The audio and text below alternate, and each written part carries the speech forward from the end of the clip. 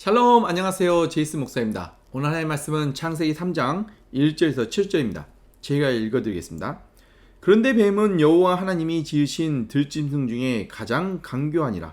뱀이 여자에게 물어 이르되 하나님이 참으로 너희에게 동산 모든 나무의 열매를 먹지 말라 하시더냐. 여자가 뱀에게 말하되 동산 나무의 열매를 우리가 먹을 수 있으나 동산 중앙에 있는 나무의 열매는 하나님의 말씀에 너희는 먹지도 말고 만지지도 말라. 너희가 죽을까 하노라 하셨느니라. 뱀이 여자에게 이르되 너희가 결코 죽지 아니하리라. 너희가 그것을 먹는 날에는 너희 눈이 밝아져 하나님과 같이 되어 선악을 알 줄 하나님이 아심이니라. 여자가 그 나무를 본즉 먹음직도 하고 보암직도 하고 지혜롭게 할 만큼 탐스럽게도 한 나무인지라. 여자가 그 열매를 따먹고 자기와 함께 있는 남편에게도 주매 그도 먹은지라. 이에 그들의 눈이 밝아져 자신들이 벗은 줄을 알고 무화과 나뭇잎을 엮어 치마로 삼았더라. 아멘. 하나님의 말씀입니다. 오늘 하나님 말씀은 하나님께서 온 세상을 너무나 아름답고 완벽하게 창조하신 이후에 이어지는 인간의 타락의 시작입니다. 만약 창세기 3장이 없었더라면 지금 이 세상은 어떻게 되었을까요? 지금과 같이 죄와 악으로 오염되고 파괴된 세상이 아니라 에덴 동산의 자유와 기쁨과 평안의 온영이 그대로 잘 보존된 너무나 아름다운 세상, 하나님의 나라 천국 그 자체였을 것입니다. 이 얼마나 아름답고 행복한 모습입니까? 정말 상상만 해도 가슴이 벅찹니다. 그런데 참으로 아이러니하게도 자유는 자유할 때 알지 못하고 건강은 건강할 때 알지 못하는 것처럼 자유를 빼앗기고 건강을 빼앗겼을 때 비로소 그 자유와 건강을 우리가 알게 되는 것처럼 행복 역시 행복할 때는 알지 못하고 행복을 잃어버렸을 때 참된 행복을 알게 됩니다. 마치 탕자가 아버지 집에 있을 때 행복을 몰랐던 것처럼 남의 나라에 가서 아버지 유산을 모두 탕진하고 거지가 되어 돼지 지엽 열매마저도 먹지 못하는 그런 형편이 되었을 때 그는 비로소 아버지가 있는 집을 그리워했습니다. 그리고 그곳이 얼마나 자유롭고 행복했는지를 비로소 깨닫게 되었습니다. 이것이 바로 행복할 때 행복한지를 알지 못하는 인간의 어리석음입니다. 물고기가 물속에 있을 때 가장 자유롭고 행복하다는 것을 물 밖으로 뛰쳐나가서 숨을 허덕이며 죽어가면서 깨닫는다면 이 얼마나 어리석은 모습입니까? 우리에게도 이러한 어리석은 모습이 있지는 않은가요? 오늘 특별히 여러분들과 함께 은혜를 나누고자 하는 말씀은 6절에 여자가 그 나무를 본즉 먹음직하기도 하고 보암직도 하고 지혜롭게 할 만큼 탐스럽게도 한 나무인지라. 여자가 그 열매를 따먹고 자기와 함께 있는 남편에게도 주매 그도 먹은지라 라는 말씀입니다. 흥미로운 것은 하와가 지금 선악과 나무를 처음 본 것이 아니라는 것입니다. 선악과 나무는 에덴 동산이 만들어지고 그 중앙에 항상 있었습니다. 그리고 아담과 하와는 선악과 나무를 볼 때마다 하나님의 말씀을 기억하였습니다. 하나님께서 말씀하시길 에덴 동산의 모든 나무의 열매는 너희가 마음껏 먹되 동산 중앙에 있는 선악과 나무는 먹지 말라. 내가 먹는 날에는 반드시 죽으리라 라고 하신 말씀을 기억했습니다. 이는 그들에게 주신 단 하나의 명령이었습니다. 왜 하나님께서는 이런 조건을 붙여두신 걸까요? 이것은 하나님과의 관계와 우리의 한계를 분명하게 알게 하시기 위함이었습니다. 아담과 하와는 하나님께서 창조하신 에덴 동산을 지키고 보호하는 동산 관리자의 사명을 가지고 있었습니다. 에덴 동산의 주인은 창조주 하나님이십니다. 이 관계를 분명하게 알고 하나님의 말씀에 순종하는 주인과 종의 관계를 맺으신 것입니다. 그러나 하나님의 사랑을 받고 있는 인간을 시기 질투했던 사탄은 인간과 하나님의 관계를 파괴시키기 위해 아주 교묘하게 하와에게 접근하였습니다. 그의 질문은 참으로 강교하였습니다. 하나님이 참으로 너희에게 동산 모든 나무의 열매를 먹지 말라 하시더냐? 라고 질문했습니다. 이 질문의 핵심은 너가 마음대로 할 수 없는 것이 있지. 너에게 자유롭지 못한 부분이 있잖아. 마음대로 할 수 없는 것이 있음을 강조하고 있는 매우 강교한 질문입니다. 이 질문에 먹지도 만지지도 못하는 한 그루의 나무가 있음을 새삼 인식한 하와에는 지금까지 보아왔던 선악과 나무가 달리 보이기 시작했습니다. 하나님의 말씀과 보호하심이 왠지 구석처럼 너무나 답답하게 느껴졌습니다. 그리고 그녀의 마음 안에 하나님과 하나님과 같이 되고자 하는 그런 욕망이 일어나기 시작했습니다. 동산의 관리자가 동산의 주인이 되고자 하는 욕망이 일어난 것입니다. 동산의 관리자로서 하나님께서 선악과 외에는 금한 것이 없고 동산의 주인처럼 모든 것을 다 할 수 있게 해주셨음에도 불구하고 그들은 동산의 주인이 되고자 하였습니다. 동산의 주인이 되고자 하는 욕망의 눈이 그 나무를 달리 보이게 하였습니다. 그 여자가 그 나무를 본즉 먹음직도 하고 보암직도 하고 지혜롭게 할 만큼 탐스럽게 보였습니다. 타락은 우리 마음에 주인이 되고자 하는 욕망이 일어날 때 시작됩니다. 그리고 타락의 끝은 언제나 파멸과 죽음입니다. 지금 이 세상이 이처럼 타락하고 죄와 악으로 오염되어 병들고 죽어가고 있는 그 이유가 바로 죄의 결과입니다. 죄는 절대 공짜가 아닙니다. 반드시 그의 대가가 뒤따릅니다. 죄의 첫 번째 대가는 영적 죽음입니다. 영적 죽음이란 하나님과의 관계가 끊어진 상태입니다. 하나님의 축복과 사랑으로부터 끊어져 버린 것입니다. 영적 죽음은 그것으로 끝나는 것이 아니라 육적 죽음과 영원한 죽음으로 곧 이어집니다. 하나님과의 관계가 끊어져 버린 인간의 삶은 참으로 고달프고 괴롭습니다. 그 이유가 이미 창세기 3장에서 잘 설명해 주고 있습니다. 인간의 죄의 결과라고 말입니다. 우리가 이처럼 죄에 빠지지 않기 위해서는 지혜가 필요합니다. 그럼 진정한 지혜가 무엇입니까? 잠언 9장 10절에 여호와를 경외하는 것이 지혜의 근본이요 거룩하신 자를 아는 것이 명철이라 하신 말씀처럼 하나님을 경외하여 하나님의 말씀에 순종하는 것이 지혜이며 또한 지혜에서의 결론입니다. 그럼 구체적으로 우리가 타락에 빠지지 않기 위한 방법이 무엇인지 함께 알아보도록 하겠습니다. 제일 먼저 우리의 삶의 기준이 옳고 그름의 그 기준이 바로 빛 대신 하나님의 말씀이어야 합니다. 그러기 위해서는 우리의 주파수를 언제나 하나님의 말씀에 맞추어야 합니다. 우리 주파수가 세상의 잡음에 맞추어지면 언제나 사탄은 우리에게 달콤한 소리로 우리를 유혹합니다. 잠언 9장 17절에 미련한 여인이 유혹하길 도둑질한 물이 달고 몰래 먹는 떡이 맛이 있다라고 우리의 귀에 속삭입니다. 그리고 뒤를 이어 잠언 9장 18절에 오직 어리석은 자는 그 길이 죽음의 길이라는 것을 알지 못한다고 말씀하셨습니다. 사탄이 누구입니까?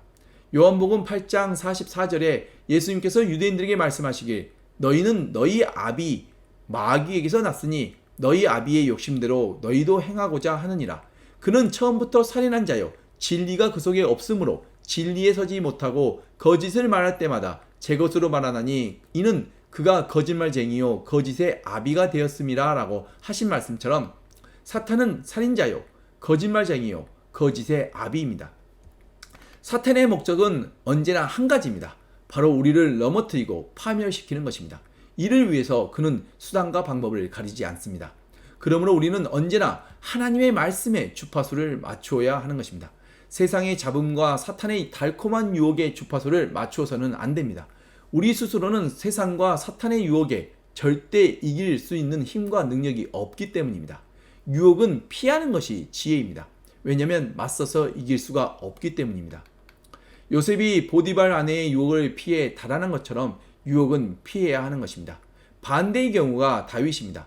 하나님의 마음에 합한 자라고까지 칭찬받은 다윗은 잠언에서 미련한 여인이 말한 것처럼 도둑질한 물이 달고 몰래 먹는 떡이 맛이 있다라는 유혹에 빠져 결국 자신의 충신 우리아의 아내와 간음을 하고 살인까지 저지르고 말았습니다.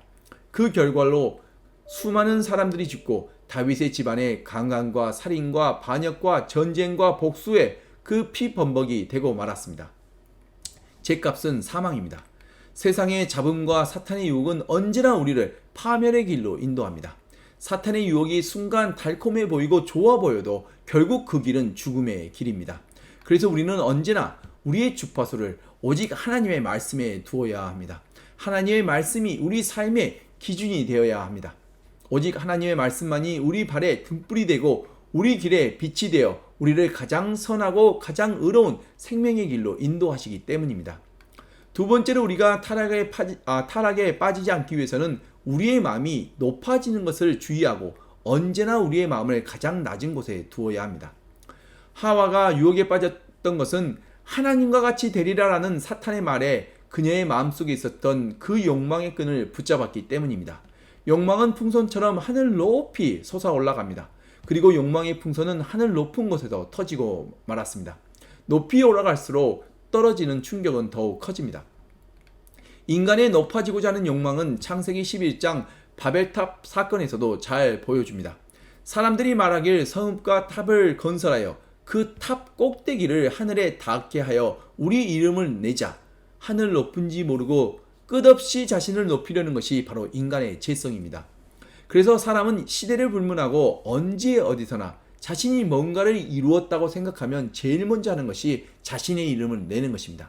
이스라엘의 첫 인간의 왕으로 기름 부음 받은 사울도 아멜렉과의 전투에서 대승을 거두자 그는 가멜레에 이르러 자기를 위하여 기념비를 세웠다고 기록하고 있습니다. 이처럼 사람은 누구나 자기를 높이고자 하는 욕망이 있습니다. 어디까지요? 하늘 저 높이까지, 하나님의 자리에까지 올라가고자 합니다. 또 이를 잘 보여주는 것이 바로 슈퍼히로입니다. 세상은 온갖 슈퍼히로를 생산해냅니다. 그만큼 세상에 디맨드가 있다는 것입니다. 쉽게 말씀드려 사람들이 슈퍼히로를 원하고 좋아한다는 것입니다. 그런데 슈퍼히로가 무엇입니까? 바로 신적 능력을 가진 인간입니다. 하나님의 능력을 부분적으로 가진 인간의 모습이 바로 슈퍼히로의 모습입니다. 사람은 본능적으로 신이 되고자 합니다. 그래서 자신들이 추구하고 원하는 그런 신적 힘과 능력을 부여해서 다양한 자신들만의 신을 만들어냅니다. 종교개혁자 존 켈빙은 인간의 마음은 신을 만드는 공장이다라고까지 말했습니다. 왜 만든다고요? 신과 같이 되고자 하는 욕망이 있기 때문입니다. 그래서 모두가 동산의 주인이 되고자 하는 것입니다. 하나님께서는 물 밖에 나와 숨을 헐떡이며 죽어가고 있는 물고기와 같은 우리를 불쌍히 여기시고 다시 한 번 더 예수 그리스도를 통해 기회를 주셨습니다. 예수 그리스도에게 우리의 죄를 모두 짊어지시고 이 십자가에서 죽으심으로 우리의 모든 죄값을 치루어 주시고 우리를 다시 한 번 더 동산의 관리자로 부르시고 계십니다. 동산의 주인은 오직 예수 그리스도 한 분뿐이십니다. 우리는 그의 관리자입니다. 동산의 모든 나무의 열매를 하나님께서 먹지 말라 하셨습니까? 절대 아닙니다. 모든 나무의 열매를 마음껏 먹어도 좋다고 하셨습니다. 단 동산의 주인은 내가 아니라 예수 그리스도심을 기억하고 그의 말씀에 순종하여 동산을 아름답고 잘 관리하라는 것이었습니다. 이것이 동산 관리자의 직분이며 사명입니다. 우리 눈에 보기 좋은 것이 모두 우리에게 유익한 것은 결코 아닙니다. 그러므로 우리 눈으로 무언가를 판단하는 것은 매우 위험한 것입니다. 우리의 눈이 기준이 되어서는 안 됩니다. 우리 발의 등불이요 우리 길에 빛대신 하나님의 말씀이 우리의 기준이 되어야 합니다. 하나님의 말씀이 육신이 되어 우리를 찾아오신 분이 바로 예수 그리스도십니다. 바로 예수 그리스도가 우리의 기준입니다. 동산의 주인 되신 예수님을 닮은 동산 관리자가 되기 위해서는 내 눈에 보기 좋은 것, 내 생각에 옳은 것을 따라 행하는 것이 아니라 내 삶의 주인 되신 예수 그리스도가 삶의 기준이 되어야 합니다. 쉽게 말씀드려 매일매일 하나님의 말씀과 기도로 하루를 시작하여 하나님의 말씀이 우리의 삶의 기준이 되어야 합니다.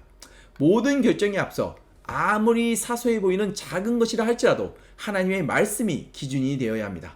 그래서 로마서 12장 2절에 사도 바울의 말씀처럼 이 세자리를 본받지 말고 오직 마음을 새롭게 함으로 변화를 받아 하나님의 선하시고 기뻐하시고 온전한 뜻이 무엇인지를 분별하여 예수 그리스도의 사랑을 실천해야 합니다.